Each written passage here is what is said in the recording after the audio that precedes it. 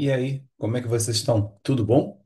Então, a gente vai falar hoje de dermatoviroses, que são basicamente o exantema viral, o herpes, verrugas e o condiloma, a papulose bauenoide, o molusco contagioso, epidermodisplasia verruciforme e a tricodisplasia espinulosa. Então, vamos lá. No exantema virótico, a gente normalmente olha um paciente assim e acaba fazendo um diagnóstico mais clínico, porque a histologia entre os exantemas é muito semelhante. E também aquela coisa, há necessidade real de fazer uma biópsia nesse caso? Muitas vezes não. Mas, se eu fizer o exame patológico, o que eu vou encontrar? Basicamente, uma epiderme normal, às vezes com um pouco de paraceratose, leve espongiose e uma reação inflamatória, linfocitária, perivascular, algumas vezes com extravasamento de hemácias. Esse padrão histopatológico pode se confundir, né, muito com a farmacodermia. Então é interessante que a gente tenha informação clínica para que a gente possa fazer essa melhor correlação. Veja nesse exemplo, uma leve dermatite espongiótica, uma reação inflamatória intersticial e perivascular, basicamente por células linfocitárias. Então não é um exame muito específico, a histologia do exantema viral. Percebemos até nessas imagens, né, um pouco de eosinófilos, então poderia super facilmente confundir com farmacodermia. Aqui a gente também vê um foquinho de paraceratose. E o Covid, né? Quando ele apareceu, a gente teve aquela dificuldade absoluta, mas ele poderia fazer lesões urticariais, lesões do tipo petequiais, lesões secundárias também pelo trauma de máscara, lavagem excessiva das mãos. E a histologia era uma histologia discreta. Em relação ao herpes, a gente tem que imaginar que a bolha viral herpética ela é muito semelhante em todos os subtipos clínicos. Então, não é o patologista que vai dizer exatamente que é um herpes simples, que é um herpes zoster, que é uma varicela ou que é uma erupção variceliforme de Kaposi. E o que a gente normalmente vai ver, né? A balanização dos queratinócitos, a degeneração reticular desses citoplasmas, a multinucleação desses queratinócitos e muitas vezes a marginação da cromatina nuclear. Então ela fica lateralizada, eu vou mostrar os exemplos para vocês. Então, as lesões clínicas, sejam herpes simples, um herpes zoster, uma erupção variceliforme de Kaposi e ou, né, uma varicela, todos vão ser muito parecidos no exame histopatológico, que mostra, na verdade, né, uma bolha dentro da epiderme com uma reação inflamatória superficial e média e às vezes mais profundo. Vamos aumentar e a gente vê aqui, né, uma dermatite balonizante, quer dizer que eu tenho edema no citoplasma desses queratinócitos. Além do edema, vai ter uma destruição. Quando eu tenho a destruição, eu vou ter dermatite reticular. E aqui a gente vê também, ó, queratinócitos multinucleados no maior detalhe. Então a gente vê aqui o edema dos queratinócitos, a degeneração reticular com queratinócitos multinucleados, né, dando essa sugestão absoluta de infecção herpética, né, viral. Então, olha aqui, queratinócito multinucleado, no maior detalhe, nos vemos aqui bonitinho, 4, 5 núcleos nesse queratinócito. Aqui também nós vamos ver queratinócitos multinucleados, nessa região também. Então, de frente a uma apresentação dessa, eu vou dizer bolha viral, subtipo fatalmente herpético, e daí o clínico vai fazer a melhor consideração. A marginação da cromatina, ela fica bem aqui na lateral, né, dos núcleos. Então, a gente vê esse espessamento que aqui no more close está mais detalhado. Então, essa marginação de cromatina sugere muito a infecção pelo herpes.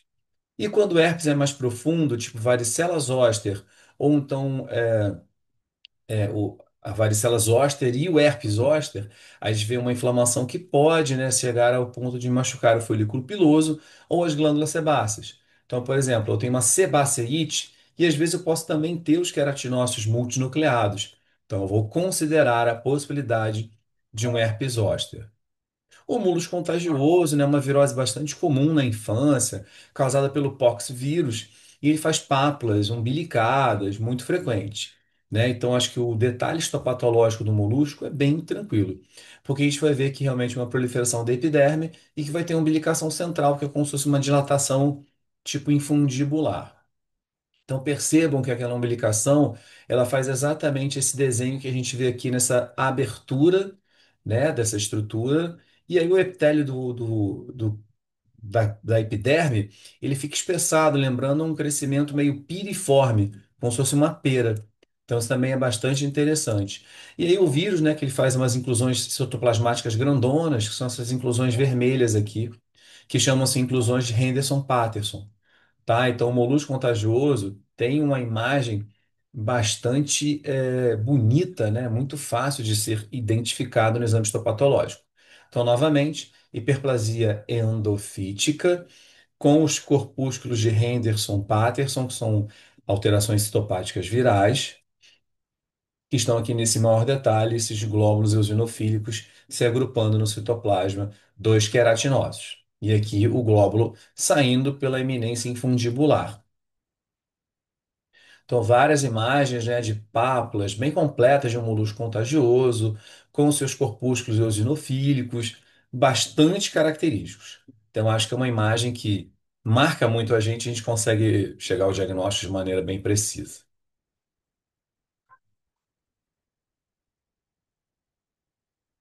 As verrugas, elas também são muito importantes, né? Tem uma epidemiologia muito significativa, né? As crianças têm bastante. Nós temos vários subtipos clínicos, né? E aí que eu boto essa pergunta. Afinal, precisa de um coilócito para eu dar o diagnóstico histológico? Não. O coilócito só me refere que eu tenho uma infecção mais recente pelo HPV, tá? Mas tudo aquele padrão que eu vou mostrar para vocês de hiperceratose, hipergranulose, papilomatose, arborização de cones periféricos, eu vou ver numa verruga um pouco mais antiga, inclusive, né? E normalmente para o dia a dia a gente não faz hibridização in situ, porque a maioria absoluta dos HPV relacionados não tem conexão direta com a proliferação neoplásica, né, para câncer. Então, aqui um exemplo de uma verruga mais plana, uma verruga mais filiforme, uma verruga mais vulgar e a verruga palmoplantar, onde a gente vê aqueles pontos escuros e vermelhos que formam a mirmécia, que na verdade são os vasos sanguíneos trombosados na derme papilar, né? Pela pressão que eu vou pisar ou mexer com as minhas mãos, e isso eu posso ver, né, os vasos trombosados também no exame histopatológico. Nesse primeiro detalhe, acho que chama muito atenção para a gente entender, né, que as verrugas têm um padrão de papilomatose. Então, as papilas elas se elevam, dando esse aspecto tipo dedo de luva. E eu continuo essa marcação vermelha, mostrando que cada vez mais que eu estou lateral, né, essas papilas dão uma descida. Então, como se fosse, né, os caules, os arbustos de uma árvore, né? Então, essa arborização dos cones periféricos também é uma condição muito importante para pensar no diagnóstico de verruga, além também de áreas de hipergranulose. Então, o aumento da granulose é muito característico nas infecções pelo HPV. Mesmo que nessa imagem eu propriamente não esteja vendo, né, o coilócito, que é o halo claro perinuclear. Então, de novo, vemos aqui hiperceratose, acantose e hipergranulose.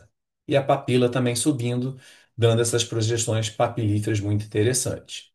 O coilócito é esse fenômeno onde eu tenho um halo claro perinuclear na camada granulosa. Então, às vezes, a gente tem confusões com alguns artefatos, mas os artefatos em geral são em outras camadas. Então, veja que a camada granulosa ficou toda esbranquiçada. Então, esse é o coilócito, formando a coilocitose. Então, olha aqui o exemplo de um núcleo, né? E toda essa parte que eu estou pintando agora seria o halo claro. Então, com isso, eu tenho vários coilócitos nessa verruga. Eu posso realmente sugeri-la que ela é uma lesão mais recente, ok? As verrugas, como eu falei, tem subtipos, e se a verruga é plana, ela tem uma cantose um pouco mais retificada. Talvez na primeira impressão a gente até pudesse confundir com líquen simples crônico, mas percebam que na superfície onde tem a granulose, ela está toda esburacada. Então, para algumas pessoas, esse aspecto de coilocitose em verrugas planas lembrariam os olhos de coruja.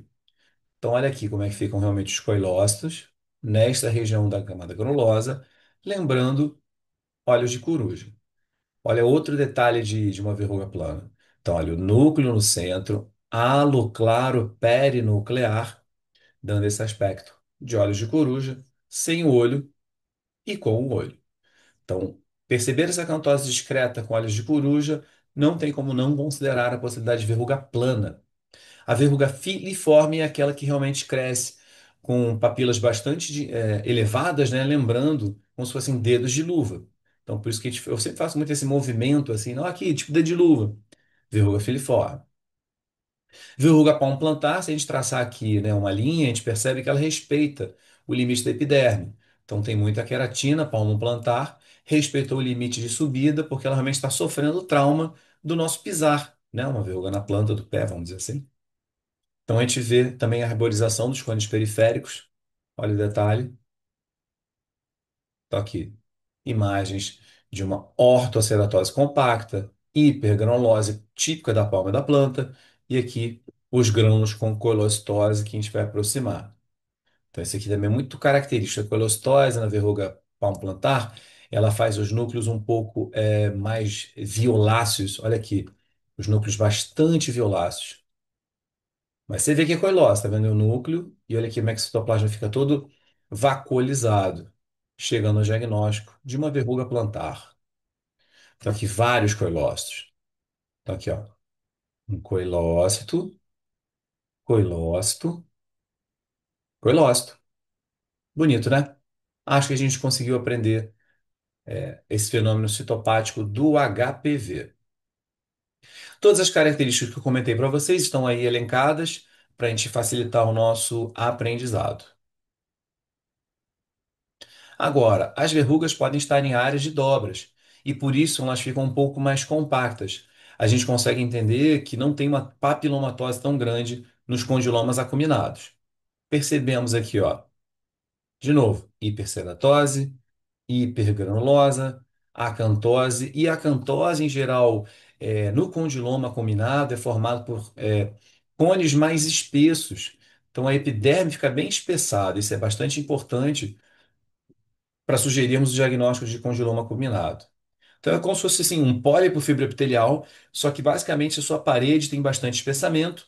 Claro, eu vou procurar sempre que eu puder a possibilidade de achar os coilócitos para melhorar o meu diagnóstico, para ter mais acurácia. Então, de novo, acantose, áreas de hipergranulosa, acantose com cones espessos, né, formando esse diagnóstico aí de condiloma. Percebam nessas imagens que a gente tem muito delicadamente aqui os coilócitos. Então, se eu olhar rápido, talvez eu não os pegue, mas é que eu tenho coilócito e aqui eu tenho coilócito. De novo, uma certa papilomatose, áreas de hipergranulosa, dando o diagnóstico de um condiloma acuminado. Não confundir nunca com condiloma plano, é da sífilis. Agora eu tenho uma doença que é Bowenoide, quer dizer, similar ao Bowen. A clínica da papulose boenoide ele é um pouco diferente, porque em geral são lesões múltiplas, pequenas, castanho eritematosas. E aí, se é boenoide, ela vai ter atipias celulares restritas à epiderme, lembrando a doença de Bowen. Então é como se fosse um condiloma, entre aspas, com atipias, necroses e mitoses. Percebam no detalhe que essa papulose boenoide é até pigmentada. Ela tem bastante derrame de pigmento. E aqui eu vejo aqui necrose de célula, atipia nuclear, atipia nuclear.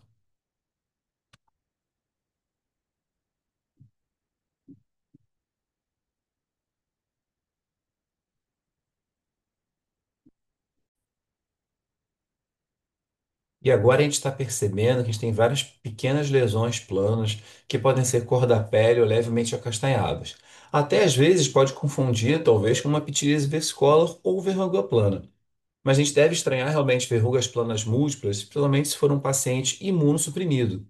Então, com esse caso, o diagnóstico clínico seria de uma possível epidermodisplasia verruciforme, que é uma suscetibilidade ao HPV autossômico recessiva, né, em relação ao HPV do tipo 5 e tipo 8, né? O reparo de DNA é normal e tem essa clínica que eu acabei de comentar.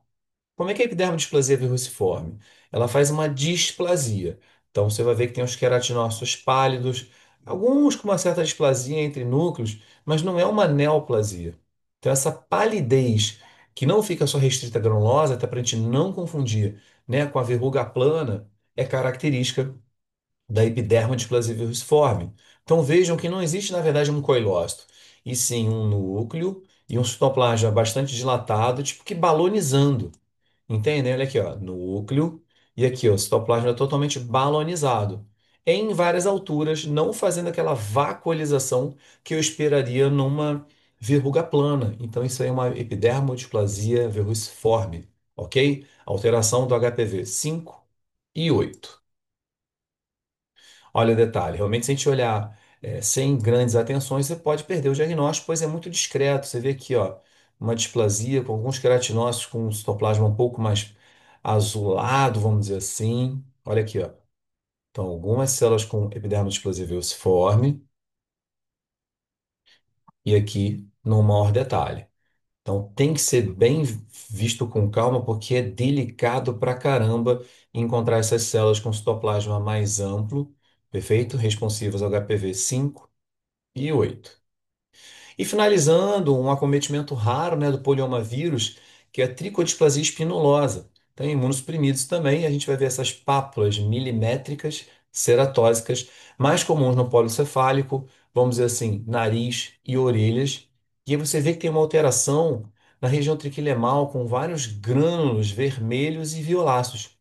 Então, isso aqui sendo percebido, eu vou sugerir a infecção pelo poliomavírus e, obviamente, se eu puder, fazer a complementação com o exame de imunistoquímica, né, para a gente definir essa histogênese relacionada ao polioma. Então, essas foram as principais viroses que a gente vê aqui na dermatologia. Espero que tenha sido de bom proveito para vocês. Obrigado.